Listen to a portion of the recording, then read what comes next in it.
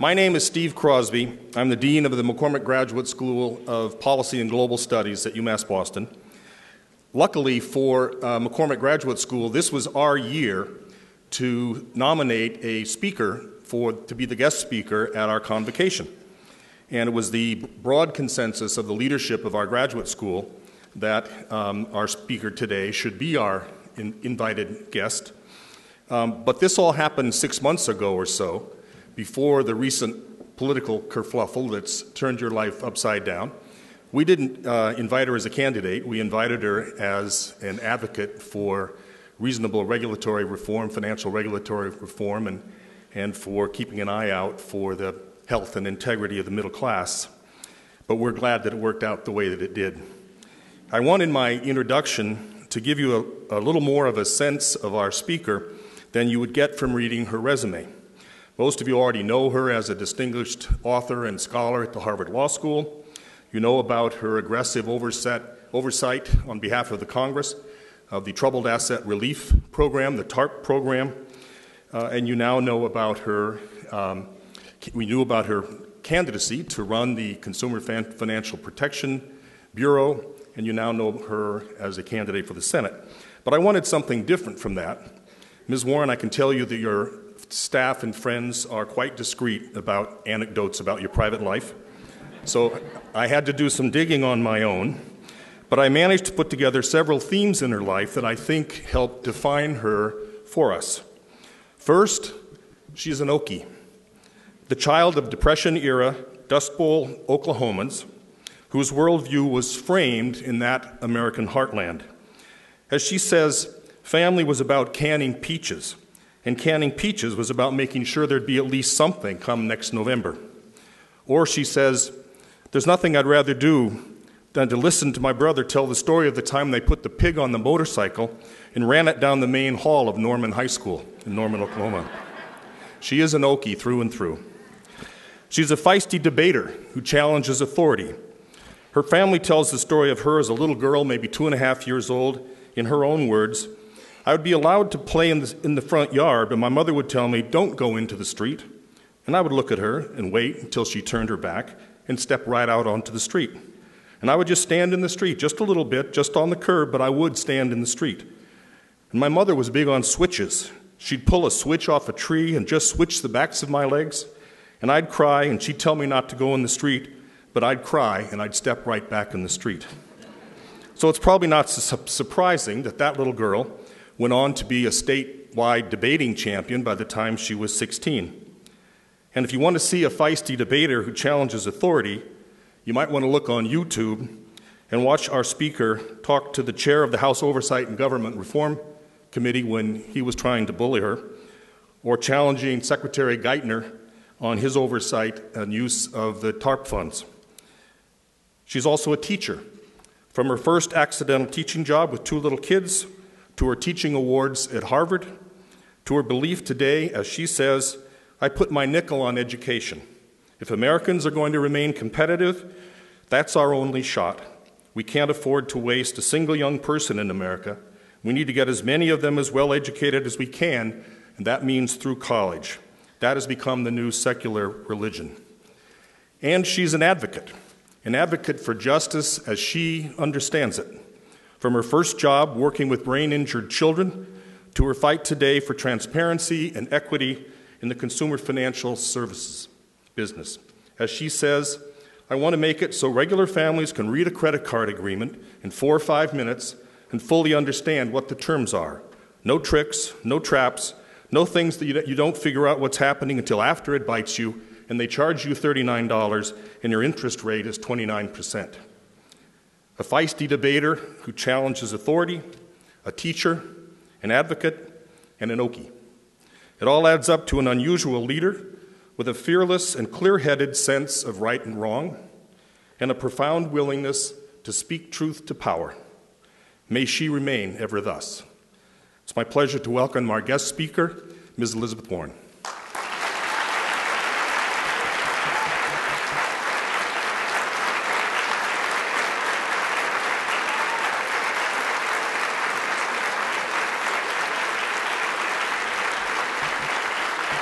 Thank you. Thank you. Thank you so much. Thank you. I'm going to bump into that. Thank you very much. Thank you, Chancellor Motley. Thank you, Dean Crosby. Thank you for the invitation to be here today. It is a great honor to spend this day with you to celebrate the start of a new school year. You know, it always just feels different right at the beginning. So this is a time to think about new beginnings. Yesterday I started one of my own.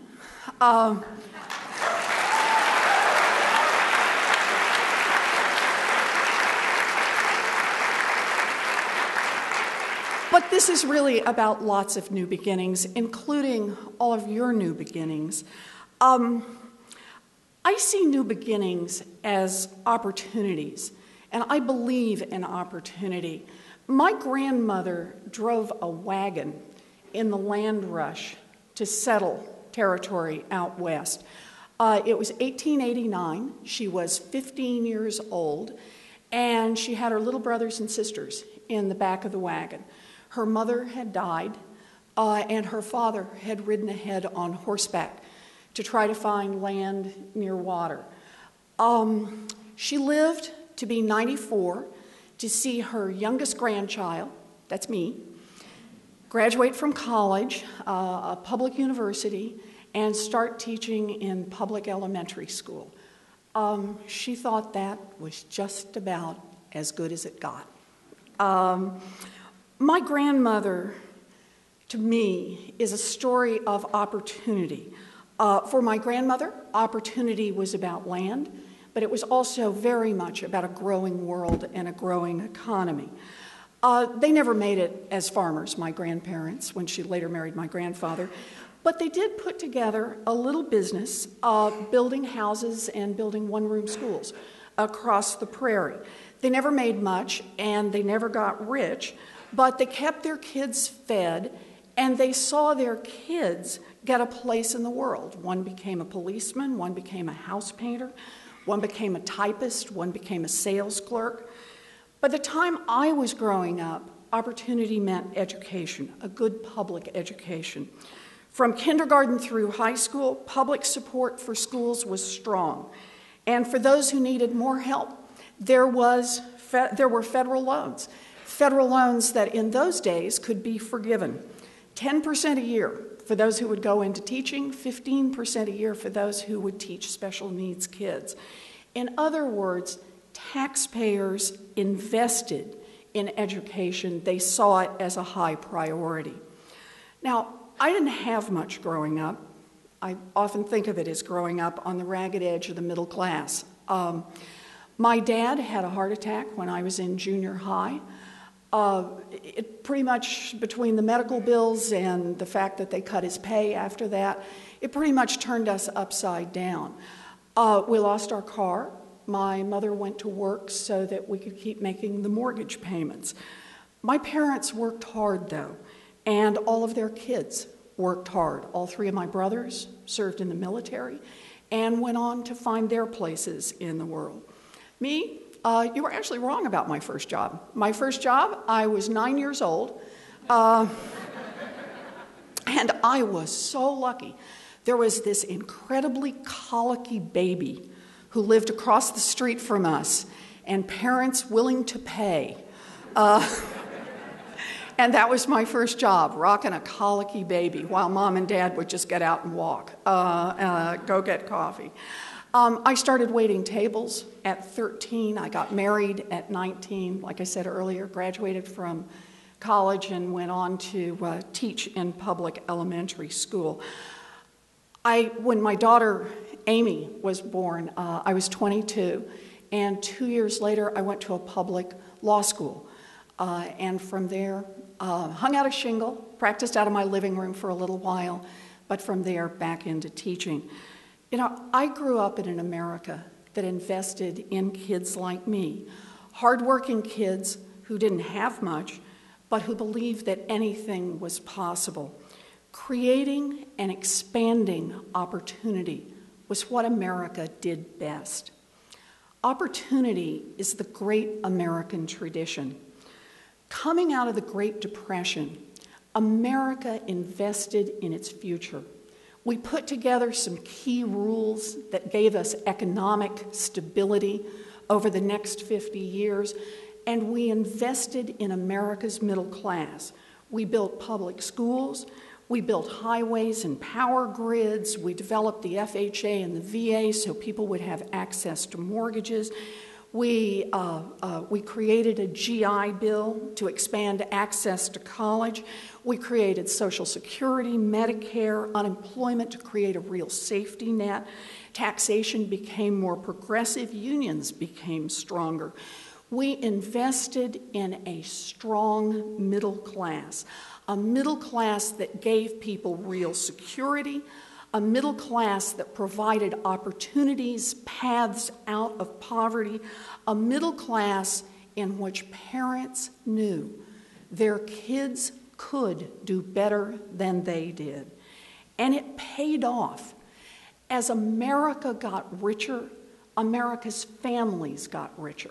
And as America's families got richer, the entire country got richer and stronger.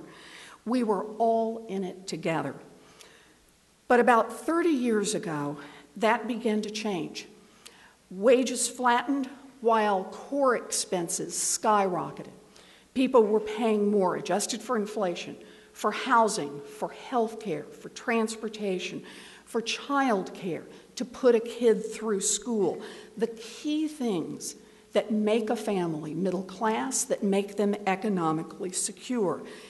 Families, under this stress of flat wages, rising core expenses, put everybody they could into the workforce. They quit saving because they simply couldn't do it, and they turned to debt. Debt to cover medical expenses, debt to cover a period of unemployment, debt to cover college costs, debt to just try to make it to the end of the month. And just as families turned to debt, Washington very quietly changed the rules about debt so that credit card companies, mortgage companies, student loan outfits were permitted to go after people using fine print with lots of tricks and traps. Anyone who tried to finance a business on personal credit, which is how most of the little startups get going, those people felt the squeeze. Now the rules were working against the middle class and small businesses, and it seemed so was Washington. So when the markets crashed in 2008, people started talking about new economic rules to prevent another crash. Now, a lot of people were focused, Washington was focused on derivatives and capital reserve requirements, things that are very important to Wall Street and ultimately very important to the economy. But the financial crisis hit Main Street hard, and it started one lousy mortgage at a time. This crisis was brought to us family by family by family across America. And I argued that if we wanted real change, we had to focus on protecting real people. People, small businesses whose homes and storefronts line our streets here in Massachusetts and across the country. So I had been working on an idea for a consumer credit agency. The idea behind it is really pretty simple. It was to make mortgages and credit cards easy to understand, to mow down fine print, to try to weed out the tricks and traps, to create a voice in Washington for families and for small businesses. And here's what people said to me about that. Great idea, but don't do it. Quit before you start. The reason? You will be up against the largest lobbying force ever assembled on the face of the earth. And they will, and indeed they did, make it their first priority to kill this consumer agency. The other things they deal with in the amendments get it complicated enough. They thought they could make that work. But if you go back and check the newspapers at this time, they're quoted over and over, front page of the newspapers, saying, we will kill this agency. This agency is a non-starter. If anyone tries to go forward with this agency will sink all of financial regulatory reform. No, no, no, no, no. Now, when somebody tells me something like that,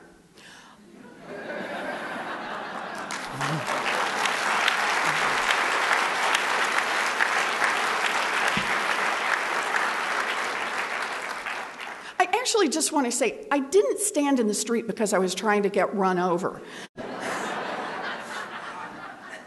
It was just, we lived on a little gravel street. It was the last street in town. And I just thought we needed more opportunities here, including I wanted to be able to walk across the street. That's what this whole thing was about. So in this case, I thought what people were saying to me when they said, no, quit, don't do this, was try harder. So that's exactly what I did. Get organized, and that's exactly what we did. And boy, did we get help. We got help from the unions, from AARP, from Consumers Union, from the PIRGs, from Common Cause, groups large and small, groups that had offices in Washington and groups that were just scattered around the country. Ultimately, more than 200 groups said, I want to be part of that. I want to see a consumer agency in Washington. I want a voice. I want a level playing field for American families. We got behind the leadership of Barney Frank, who said, I can get this through the House of Representatives, and that's exactly what he did. Ultimately, we got it through the Senate, and it's an amazing story. David beat Goliath. We won. We got a strong Consumer Financial Protection Bureau. It was a real victory.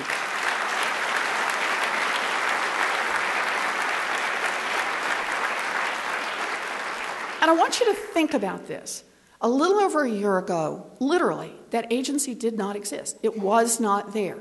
And in the short period of time of trying to get this thing built under all the restrictions that happen in Washington, we already have in place now an agency that's on the track to give us shorter mortgage agreement, one page, front and back, that contain the basic terms of a mortgage, replacing the complicated longer forms. Something I want to point out, that if it had been in place 10 years ago, where you had to spell the terms out clearly, where all of them looked the same so you could make comparisons among 3 or 4 mortgages in under a minute, we wouldn't have hit the financial crisis that we hit. I also want to point out a set of forms that make it much easier for community banks, for small businesses in the banking world, to get out there and continue to offer mortgages. It helps, just at the margin, I don't want to overstate it, but it helps reduce their costs a little bit, helps reduce the regulatory burdens, and gives them a chance to show, when they've got a better product than a $1 trillion financial institution, to show just what that product is and get a direct comparison.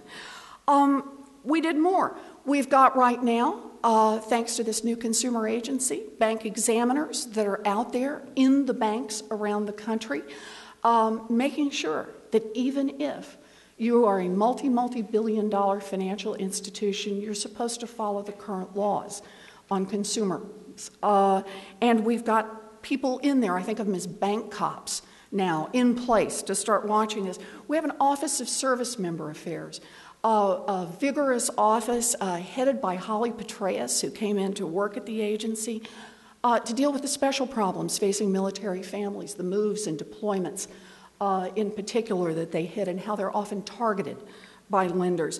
The point of this is to say we have an agency now that gives us a chance to repair a hole in the bottom of the economic boat for middle-class families.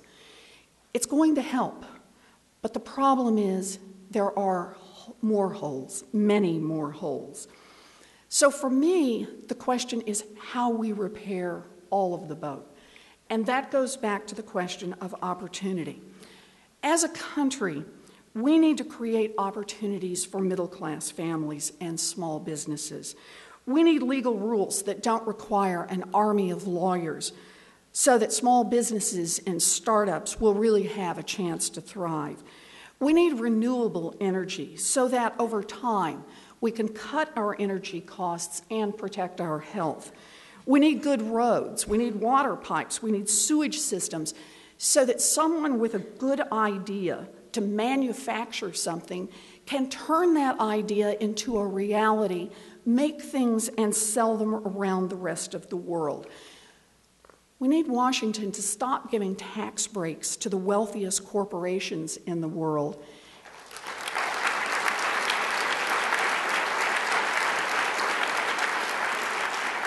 Giving those tax breaks and asking college students to drown in debt to finish their education and saying to seniors, you may have to learn to live on less.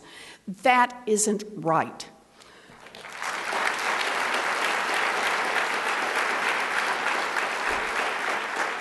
We need a well-educated workforce. That's an investment in us. We need to focus on conditions that create opportunities for real prosperity for hardworking people. So what does this mean as you face a new beginning? Well, like a good teacher, I think there are 3 lessons to draw from this. The first, we need innovative ideas. We need smart people who will ask, why not?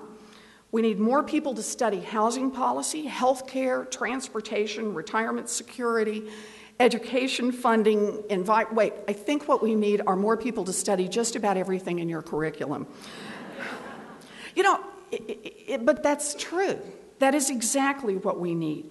We need people who are willing to work hard and to take a chance on something that is not yet proven, but that could make a real difference.